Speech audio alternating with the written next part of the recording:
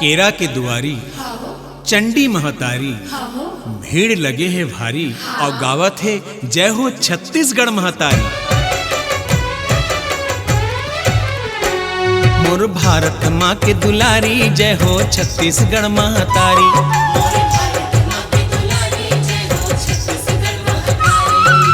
अचरा माँ बगरे है जेखर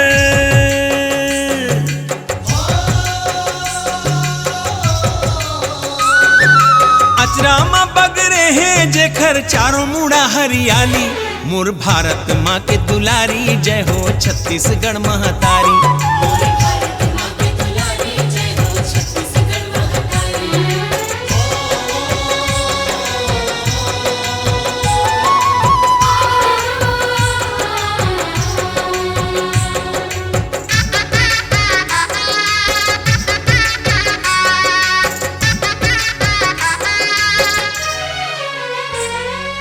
पंथी कर्मा सुआ ददरिया सोहे भर थरी पंडवानी।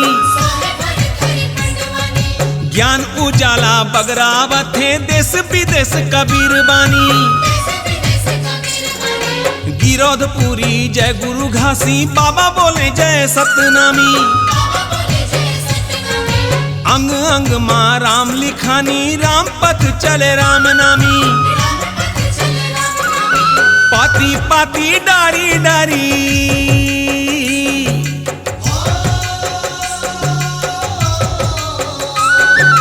पाती पाती डारी डारी गावे कोयलिया कारी। मोर भारत माँ के दुलारी जय हो छत्तीसगढ़ महतारी।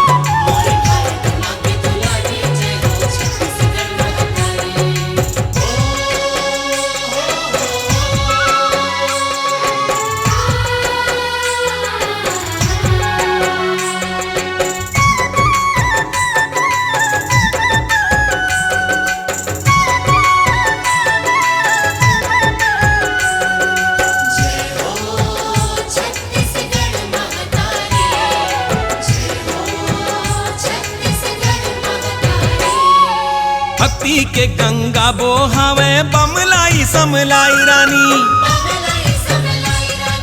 दंतेवाड़ा दंतेश्वरी चंद्रखुरी कौशल्या रानी। मेन पाट के उल्टा पानी अजब गजब ताता पानी। गुंडी हल्दी धुर्री धुरवा भुरिया लरिया दीवानी। लोक धुनी है आनी बानी।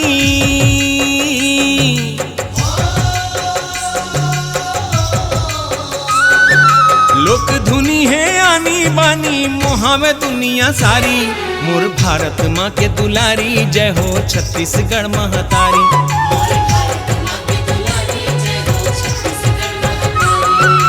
अचरा माँ बगरे है जेखर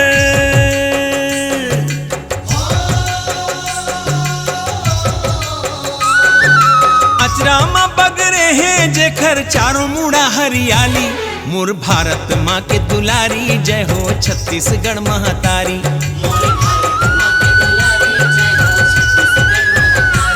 मोर भारत माँ के दुलारी जय हो छत्तीसगढ़ महतारी।